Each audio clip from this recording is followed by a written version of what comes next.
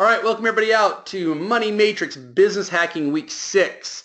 We've got something kind of fun for you today. I've got a special guest, Sean Smith, who's a world-renowned speaker, actually award-winning speaker as well.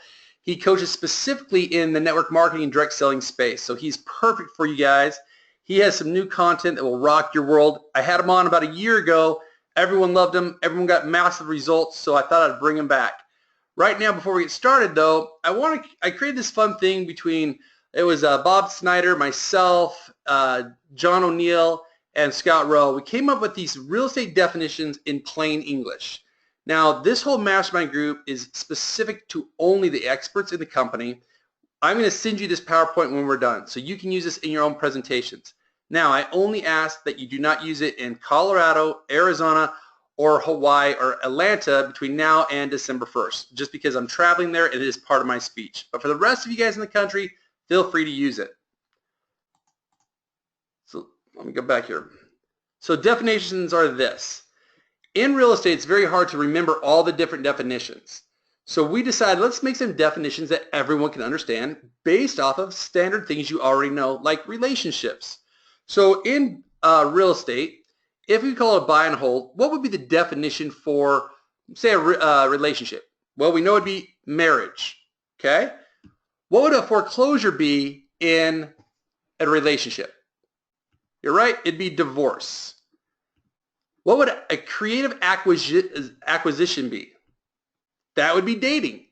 So we're looking at funny definitions to help your new people who come in understand and memorize these great phrases that we need to know in real estate.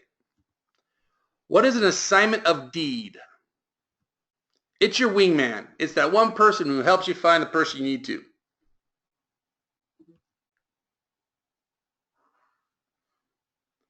What is a lease option? It's living with someone before marriage. What's a seller carryback? Marrying someone else and having to take care of their kids. That's a seller carryback. A subject to? Marriage with a prenup. What would no money, no credit definition be for relationship? That'd be friends with benefits. Now, it was very hard to find a good one. I'm getting a couple texts here. You guys, can you hear me all right? Let me know if you can hear me.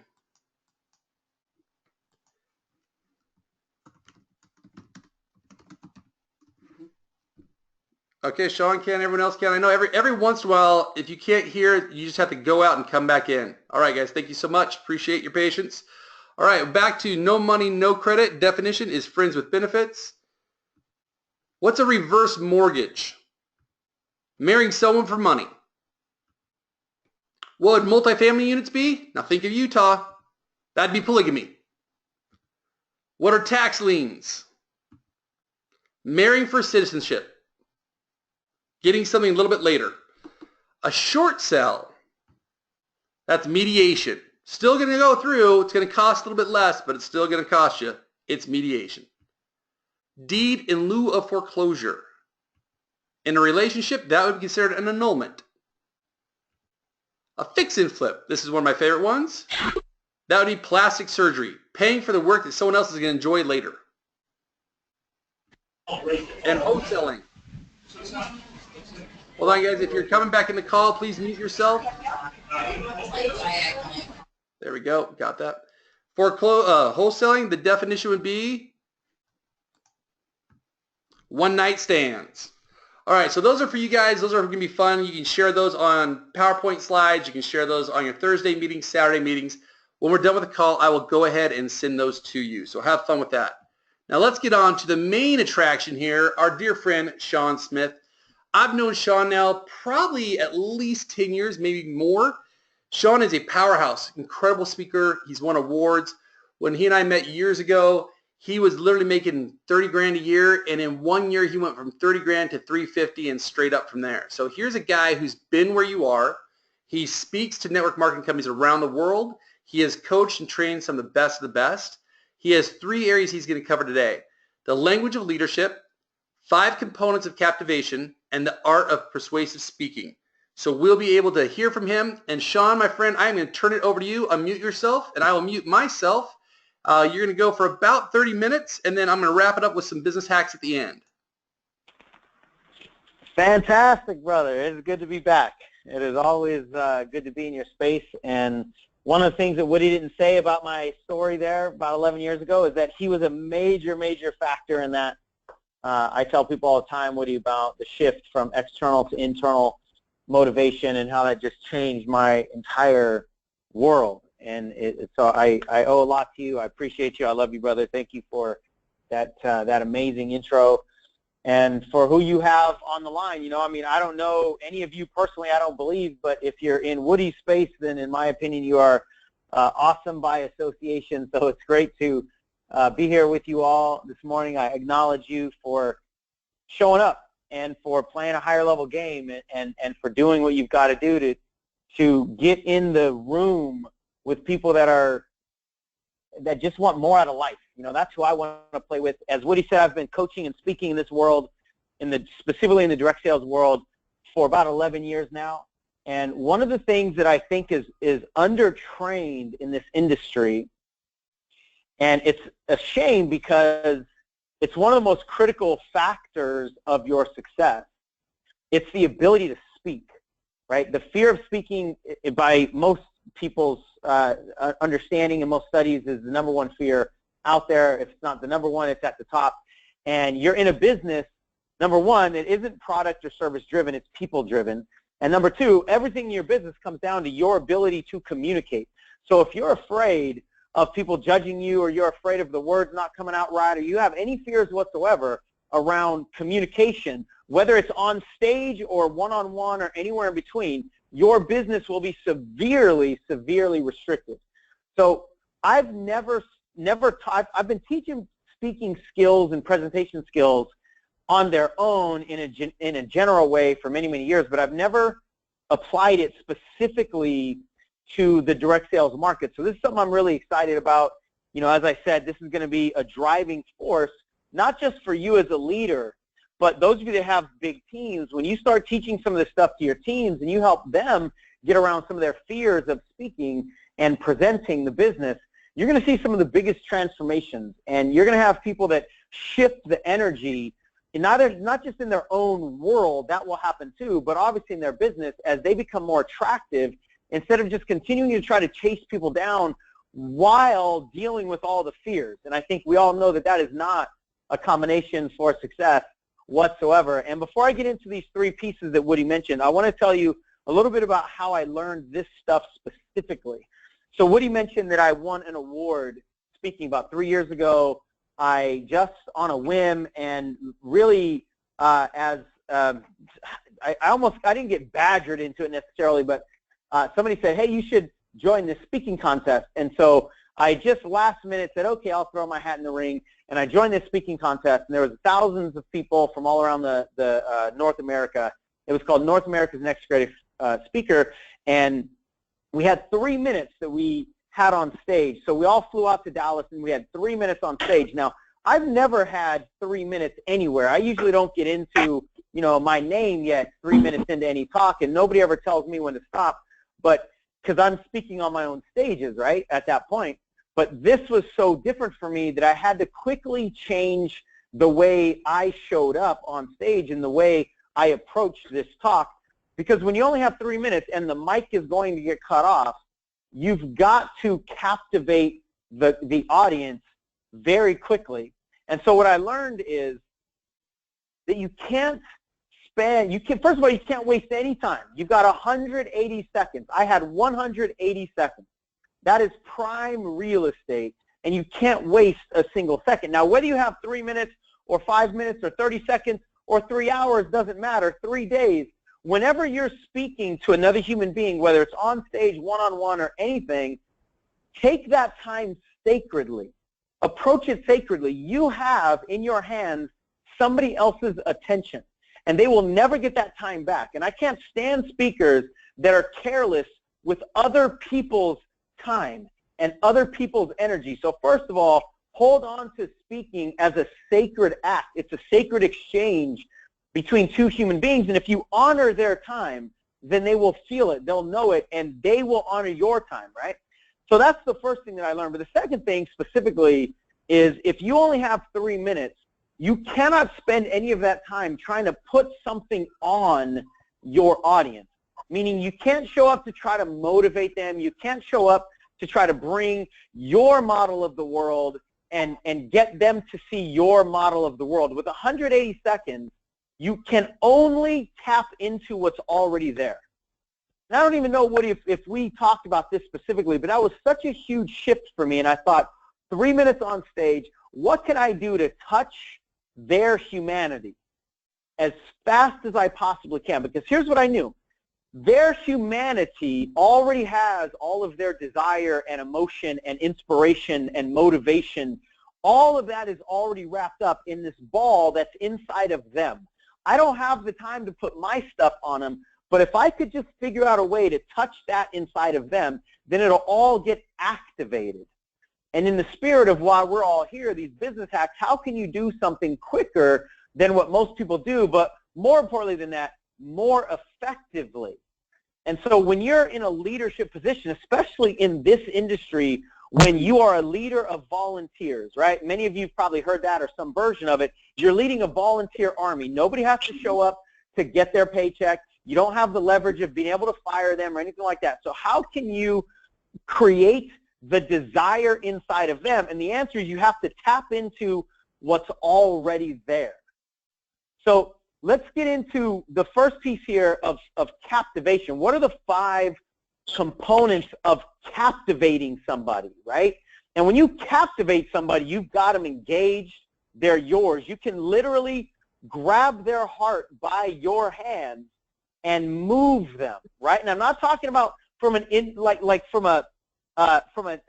nasty sort of salesperson, slimy, pushy kind of way. That's not what I'm talking about. I'm talking about being able to move somebody's heart, being able to neurologically shift them. And the way you do it are these 5 things. Number 1, you've got to be centered. You've got to be centered in your energy. You've got to be centered in your balance. And what I mean by that is physical balance, but more importantly than that, your emotional balance, your just balance on stage, wherever you are, whether you're actually on a rise stage or you're one-on-one, wherever you are on stage. That's what I want you to think about. Everywhere you go, as long as you bring your mouth with you, you are on stage. Honor that stage.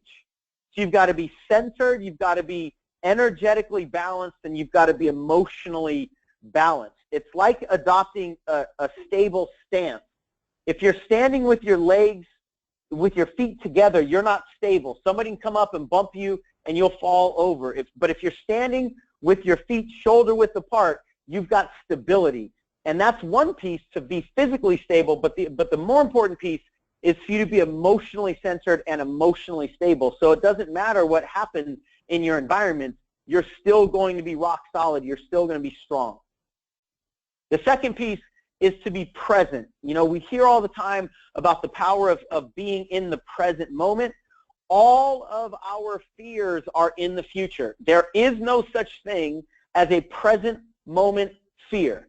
All of our fears are about what's going to happen in the future. Even if it's 30 seconds from now, it's still in the future. So when you can stay present, you will remove yourself from your fears, which are all in your head. You'll remove yourself from your fears, and you'll captivate yourself, because the present moment is intoxicating. The present moment is captivating. And I want you to create what I call the black hole effect. When you are captivated yourself, all of the energy shifts, and you're no longer chasing, you are attracting, like you are the black hole, and people can't look away when you are captivated, because being captivated is contagious. Being present is contagious. And you can shift your energy such that people are drawn to you and they can't get away. It becomes mesmerizing and magnetizing, right? That can only happen when you're in the present moment. You're not afraid of judgment. You're not afraid of what's going to happen. You're just here right now, because that's the only moment that we have. The third piece, this is so critical in leadership, is you've got to enter the conversation that's already happening in their head. It's difficult to change people's conversations, but it's easy to enter the one that's already there. And that requires you to know your audience, to know who they are, where they are, what challenges they have, what fears they have. And when you can just tap in and you can say something like, listen, I know you're probably wondering where your next sale is going to come from, who's going to join your business next, what can you do to put food on the table, or what can you do to become more of a leader? I know you're wondering this, and most people just want blank. When you can enter the conversation that's already happening in their head, they immediately trust you, and they immediately know that you know them. Because, see, in this world, especially today's world of technology and social media and the internet, in today's world, people don't follow you when they know you. People follow you when they know you know them. And that's a whole nother level of leadership. So study them and enter their conversation. That's the third piece. The fourth piece is a performance piece. When you're speaking, you've got, number one, you've got to tell stories, you've got to tell analogy, you've got to use the brain the way the brain is used to being used. And what I mean by that is we are driven by stories from a very early age.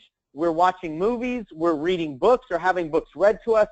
Our brains feed off of stories. So as a speaker, you must use stories. As a communicator on any level, you must use stories. But the key to telling a good story is not to memorize it and not to wordsmith it, not to worry about the diction, so to speak, and what words you're actually saying. The key to a good story is that you become your story. When I was competing in this contest, the second round, we had 6 minutes, which felt like an eternity to me. And I studied my 6-minute talk over and over and over again. I practiced it over and over and over again, but I wasn't practicing it to memorize it. I was practicing it to become it. And after about 2 days, I realized I just became my talk. And as soon as you become your talk, you own your talk. And then everybody is magnetically attracted to you. And here's what happened. Now, I don't anticipate that any of you are necessarily going to be in a speaking contest, but these principles apply to anything. What happened for me on stage is 3 minutes into my talk, I thought I was only 2 minutes into my talk. But when I looked down on that at the monitor with the time, I realized after only 2 minutes, I was already a minute behind, right? Or after 3 minutes, rather, I was already a minute behind.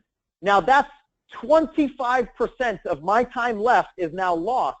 And the only way I was able to recover is because I was my story. And I was able to very quickly, without getting confused, because if you only have a talk memorized, you can't edit if something happens in the room that you're not expecting. But when you are your message, you can easily make whatever shifts you have to make to adapt to the people in the room, to the timing. Sometimes you might think you have a half hour and they tell you right before you go on you got 15 minutes. Or something happens in the audience that you have to presence, and it takes away from the time that you had prepared for. So within those 3 minutes, I became because I was my talk, I was able to shift and pull some things out and just and edit it, spur the moment while I was continuing to talk. And that's the first time in my entire career that I was ever able to do it, is because it was the first time that I was my message. So I want you to practice to become. Don't practice to memorize. And then the fifth part, I've already alluded to it, is your physicality. When you become your talk, you've got to physically become your talk. Your body language has to match your message. When you're talking about possibility, you're talking about people that they can change their life, that they can, wake up tomorrow and write a new day, like write a new script for today. It doesn't matter what their previous chapters are. Their new chapters are blank. When you're talking about that kind of hope-filled message, your body has to be filled with hope. Your body has to be filled with energy. Similar to what my body is filled with right now. I'm sure you can hear it in my tonality. But then when you start talking about something that's serious, you start telling a story about a significant time in your life when everything shifted, then physically you have to change. I just stopped walking around in my studio here, and your body language has to slow down because it has to match your tonality. And everything shifts because the energy that you need them to feel has just changed. And what I see a lot of speakers do is they use the opposite of what they should use, right?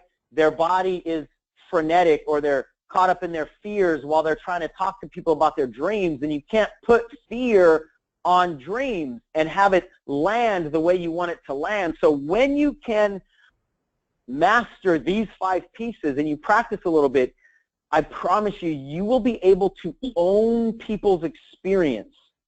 And that is such a powerful thing to be able to do, to walk into a room or sit in front of somebody one-on-one and literally get into their heart, and in this sacred exchange, own their experience and determine how you want them to feel, what you want them to see in themselves, because you're willing to show it to them in you. And that takes your communication, it takes your leadership, and ultimately will take your success to a whole new level that you probably couldn't even currently comprehend. But the other thing it does is it gives other people permission to do the same.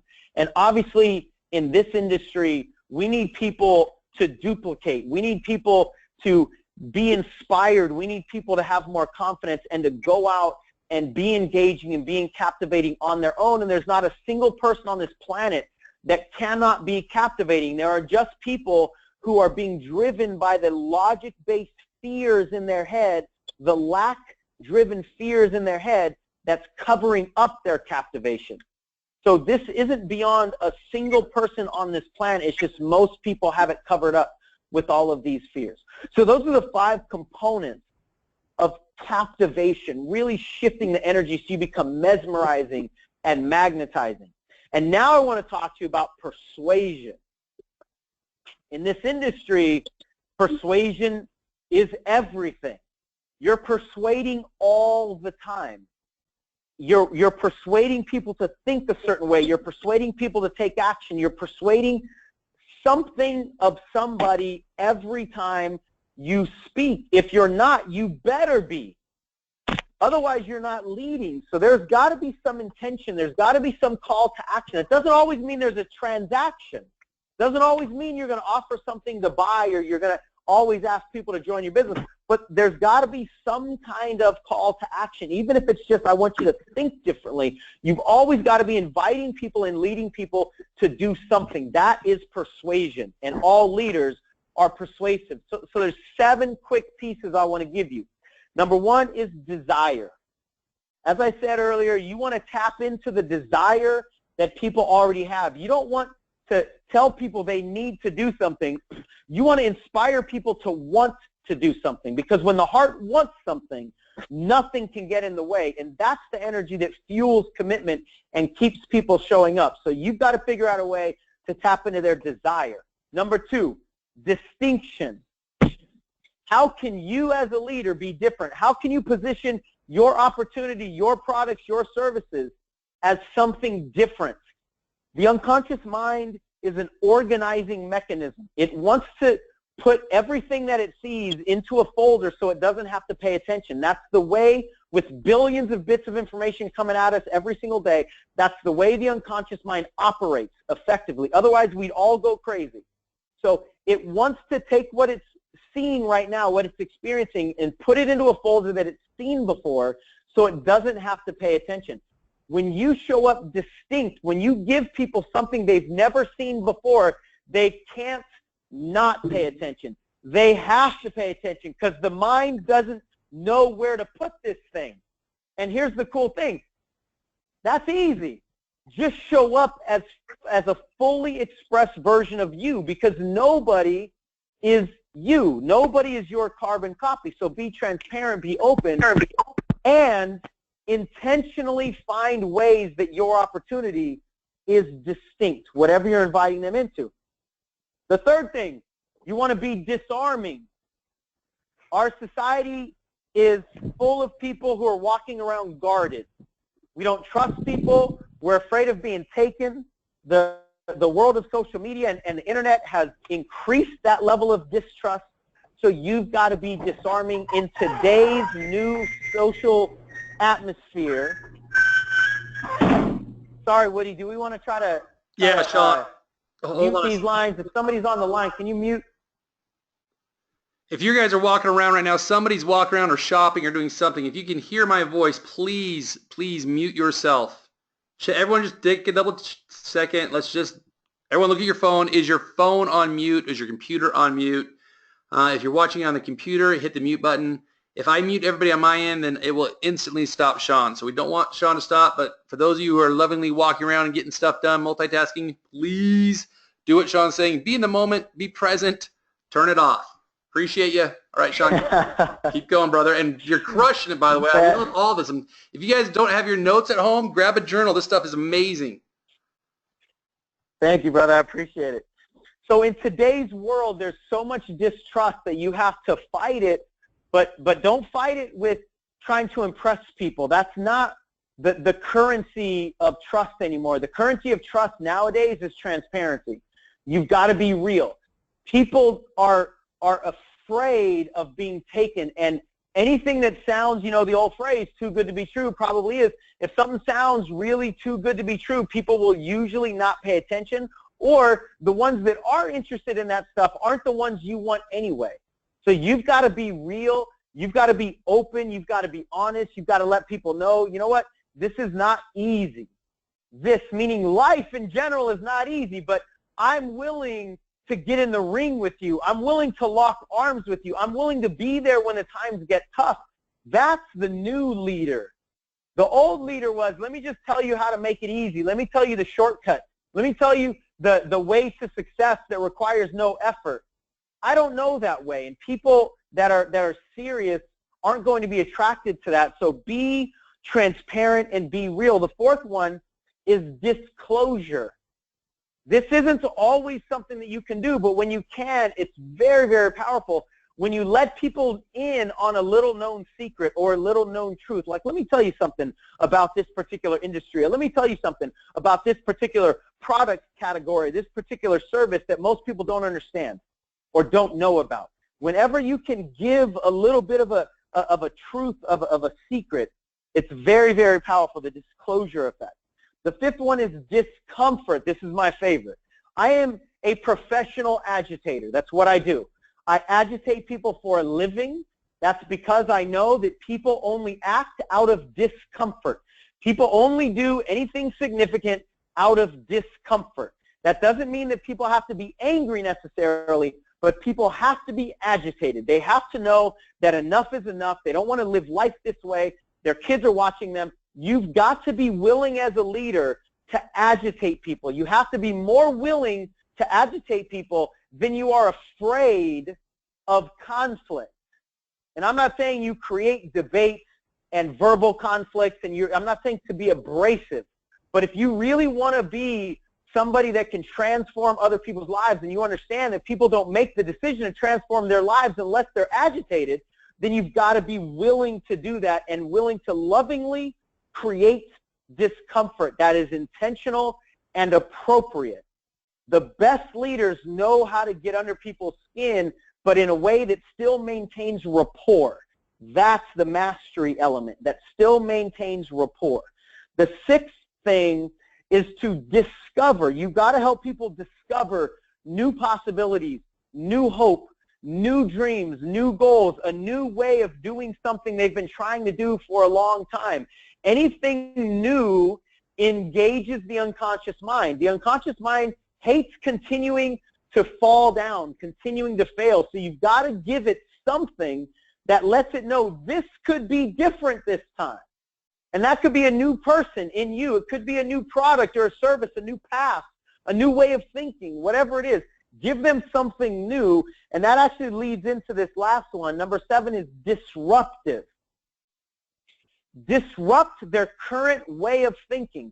Disrupt their current model of the world. Help them disrupt their current behavior patterns, because if our patterns are not disrupted, the only thing we can do is continue what we've always been doing. That's the only thing. We've got to disrupt the patterns, and one of the most powerful things you can do as a leader to create authority and to create persuasion is to teach people how to think differently. Teach people how to think differently. Say, listen, most people look at an opportunity like this and their immediate response is blah, blah, blah. You've got to think about this differently. The real estate market is changing. The world is changing. The healthcare industry is changing. Society is changing. And the only people that are going to thrive are the ones that think like this. And then you tell them how to think differently. And here's why this is so powerful, you guys. If you tell them how to think differently, you are effectively illuminating a new path for them.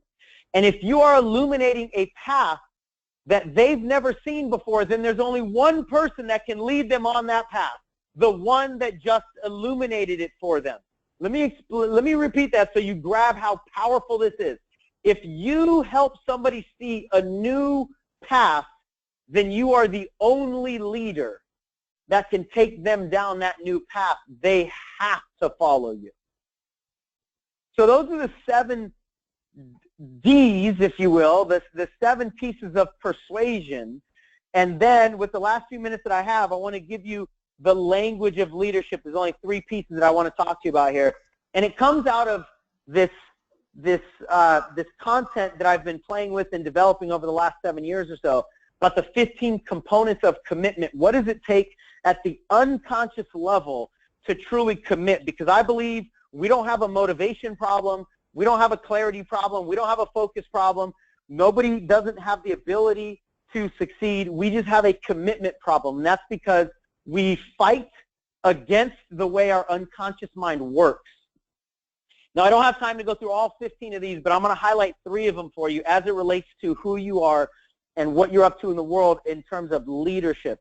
So the first one is certainty. Certainty is a high level of what most of us refer to as confidence. Certainty is in your body. Certainty is in your cells. Certainty is in your DNA. It's in your physicality. It's in your energy. People who are certain move the planet. You've got to be certain in your tonality. You've got to be certain in the words that you use, in the language. You've got to be certain in your body movement. When you show up with certainty that you know who you are, you know where you're going, and you know that you can help somebody else go there too, everything changes, and your leadership moves from trying to talk people onto getting onto the train to just telling people the train's leaving. That's the way to get people to chase this opportunity because they don't want to miss out on it, and you're positive about where you're going. That's how to move people, and that's how to get things done on the planet. The second thing is related to that, and that's conviction. But not just conviction in who you are and where you're going, but conviction in the other person. You've got to show up as an advocate for the person who's in front of you. You've got to believe so much in the human spirit that the human spirit can do anything that it sets its sights on if it's determined enough. You have to have that level of conviction in the human spirit and know that whoever's in front of you, regardless of their current set of circumstances, they have the human spirit inside of them. You've got to advocate for that human spirit. And people can feel when you're advocating for them versus when you're scolding them or talking down to them or telling them what they need to do. You got to get in and fight for their human spirit and fight for their dreams. And sometimes you got to fight for their dreams against their own behavior patterns and their own negative language, and that's okay. But they can feel when you are advocating for their highest good, when you're advocating for their dreams, the energy shifts. That's leadership. And then the third thing here is celebration, man. We are so under-celebrated in society. And from a leadership perspective, most focus is on what people do. I don't want you to show up and be the same old leader that only focuses on what people do. You only acknowledge and celebrate and reward people's results. That's old leadership. Now, that doesn't mean you can't still focus on results. That's okay. But I want you to think about the difference between the person and the performer. We are under-celebrated as the person in our society. Everything is focused on the performance. What have you done? How much did you sell? How many people did you recruit? And that gets old for people, and that's not inspiring to people. So as a leader, I want you to water the flowers of people because of who they are, because of their effort. And here's what I know. When somebody is acknowledged and when somebody feels appreciated as a person, they perform better.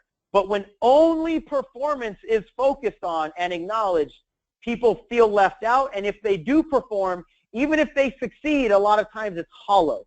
So it's a lose-lose situation when all you do is focus on performance. I want you to focus on the person, advocate for them, show up with a certainty and conviction and all the things I've been talking about. Your leadership energy, your style, everything shifts for you. So Woody, that's all I got, man. You are such a rock star as always. I can't thank you. I love it. Hey, give me the 7 Ds again for persuasion. I've got 6. I'm missing number 4. I got desire, distinction, disarming. What was the 4th one? Then I have discomfort, discover, and disrupt. Disclosure. The disclosure effect. Perfect. I was wondering. I was like taking notes, and I'm like, how did I miss one? I know there's one in there. I'm missing it. Well, thank you so much. Hey, what I want to do today, guys, since we have Sean on the call, instead of me giving you guys, 4 or 5 unique business hacks, why don't you go for a Q&A? Let's take 5 minutes, do a Q&A. Text me your questions for Sean at 951-973-3408, 951-973-3408. Go ahead, text me the question for Sean. We'll ask him, and he'll be our business hacker specialist. So as these guys are texting in, Sean, tell us how they can get more of you, where you're going, what you're doing. Give us some more Sean. How do we get Sean in our life? Yeah, absolutely. Thank you for that. I appreciate it. My handle across pretty much all social media is Coach Sean Smith. So COACHSEAN is my first name. Facebook, Twitter, pretty much everywhere is Coach Sean Smith. That's my website, CoachSeanSmith.com. And I told you all that I'm focusing on speaking in the direct sales world. I just released about 5 days ago a series of videos around how to be a more persuasive speaker. It's called Fearless Speaking for Direct Sales. So if any of you want to get more information on that, it's CoachSeanSmith.com/speaker training with a dash in between, speaker-training. And I can shoot you over that link, Woody, if you want to have the link, you can send it out. That's the best way to get a hold of me across all forums. That'd be perfect. Shoot me that link, but say it one more time real slow so everyone gets it. Perfect. It's Coach Sean Smith, CoachSeanSmith/speaker-training, dash like hyphen training, speaker training. And I am putting in right now to the training or trainer? Training? Coach? Training, yep. Yep. CoachSeanSmith.com/speaker-training, correct? Exactly. Okay, so I put that up on the board. You guys can see that there. Here's a couple questions. What are some other questions to help enter the conversation already in their head? Like basically, what are some techniques? The first thing is you want to know what they're afraid of.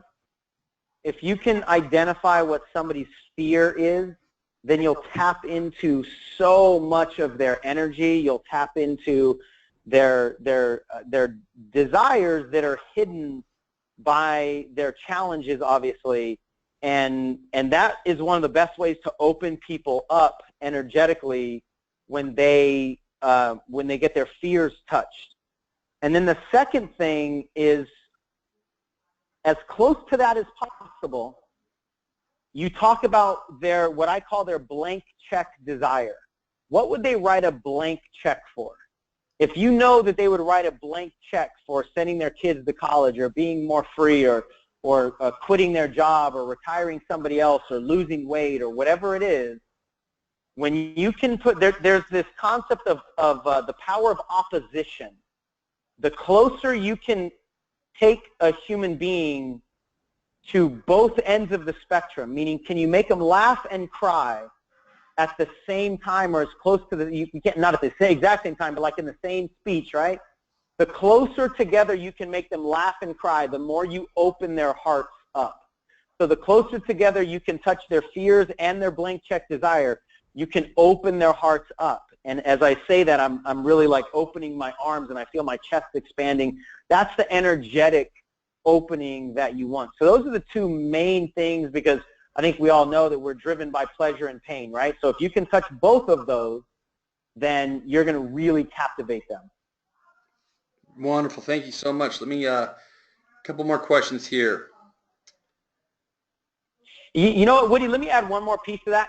If you're in a situation where you're talking to hundreds of people or you just don't know exactly who they are, what you can do is instead of guessing what their blank check desire is and guessing what their pains are, then you just ask them, think of your deepest pains. What do you find yourself, worrying about when you go to sleep? What is your darkest fear? And then you can just ask, and what is that thing that you would write a blank check for? I mean, you can just be bold like that and just completely open and ask them those questions if you don't know the audience enough, and then they'll answer the questions internally, for themselves. Wonderful. A couple questions, and we're going to wrap it up here real quick. There was one I really wanted to ask I liked. How do you engage team members who have lost that passion? Oh, that's a good one. I would say you go back to what I was saying in the beginning, that you've got to touch what's inside them. What leaders try to do is they try to motivate them to get them back in the meeting, to get them back. Like they focus on the process. Don't focus on the process. Don't focus on the fact that they should talk to people or come back to the meetings or any of that stuff, because they got off of that journey for a reason. They stepped off that path for a reason. You've got to touch their heart. One of my favorite questions, and this requires you to know a little bit about your team members, but let's say you have Mary on your team, and when you first started with Mary, she told you that she wanted to put her kid, Justin, through college, right? And then you find Mary stops coming to the meetings, or she just pulls back a little bit, and you get her on the phone and you say, Mary, a few months ago, you told me that you wanted to put Justin through college, and that was such a deep desire for you that you told me that you would do anything to make that happen and to see the smile on his face. Has that changed? Beautiful. Beautiful. Let me add to that. I think so in emotional fingerprint, we call that a reassociation. Behavior does not change until a reassociation occurs. So what you're doing is you're creating a reassociation. They've left the game. Now the reassociation is you obviously don't love your son enough to be in the game. So another thing you guys need to do is list it to live it, meaning when you meet people, carry a journal with you. In your bag, you should always have two books, one you're writing and one you're reading. So the one you're writing is your journal, your notes, your thoughts. When you meet people, write down key things about those people. Because if you're like Sean and I, you meet hundreds of people a week, you want to be able to write these things down so you can refer to them. Otherwise, you're not going to remember that Mary had Justin who wanted to go to college. So I love that. Let's close on one more thing. What is that one thing we need to know that we don't know? We being the audience right now on this phone call? The audience on this call. What is the one thing you know that we don't know that we should know? That's a great question. What hits me immediately, and it's interesting, Woody, I'm almost kind of trying to find a different answer, and I can't. Like, this is just so in my face. Tell them this. That you're enough. That you currently, the way you are, who you are, what you've been through, you're enough. You don't need anything different added to you. You just need to get out of your way. You need to do some of the things that I've talked about. Touch your own emotion. Touch your own humanity. One of the beautiful things about leadership and direct sales specifically is it gives us the opportunity to touch every corner of our humanity if we're willing to. And that's where we learn everything about ourselves. That's where we touch the pieces inside of us that are so strong and so convicted to take us anywhere we want to go, but they're lying dormant. And if you're willing to touch that, if you're willing to be open, if you're willing to be transparent with yourself in front of the mirror when nobody else is watching, you've got nowhere to hide, what's going to come out of you is something that will surprise you and shock you but inspire you all at the same time. And you have inside of you this ball of energy and conviction and determination and strength and courage. And it's that moment that you've got to remember. There's a moment that you decided enough is enough and I won't live this way anymore. That might be the moment that you decided to join this business. That might be a moment that you ended a relationship. But there was a moment that each and every one of you said enough is enough, and you altered the course of your life. that moment is where all the resources are that you need. So this isn't about becoming anybody else. It's about tapping into that moment and unbecoming all of the garbage that we've picked up along the way. So you are enough, you have enough, and people are waiting for you. Ah, man, you are the constant rock star. You are enough, and I appreciate you for being on this call. I love you, man. Thank you so much. To all those who are listening, that is Coach Sean Smith, coachseansmith.com/speaker-training. You guys, thank you again for being. Hey, Woody, can I give you a different one? I realized I gave you the wrong link. Oh yeah, please. That one is totally fine. It goes directly to the page. But if you guys want to get on the email list so that you get notified when new videos come out, then everything is the same except replace training with series, S-E-R-I-E-S, speaker-series, S-E-R-I-E-S. And there's 2 videos up right now that you can watch about getting over the fears of speaking and 3 keys to powerful presentations. Sorry, brother. Hey, no, text that to me right now so I can put it on the board, because my dyslexia is hitting in and I'm not understanding what you're saying. Okay, no problem. I will shoot it right over to you. And then I will include that, you guys, on the email that goes out. We'll have both of them there. So thank you again, everyone. Thank you for being part of the calls. You rocked it. Awesome. A couple of people are saying that both links are dead, but I clicked on one of them that you sent me and it went straight through. So maybe on this board when we post them, the links don't work, but I know the links worked when Sean sent it to me. So I will make sure to forward those links to you guys in the email. Thank you guys so much. Appreciate you, and we'll talk to you next week, same time. Love you all. Take care.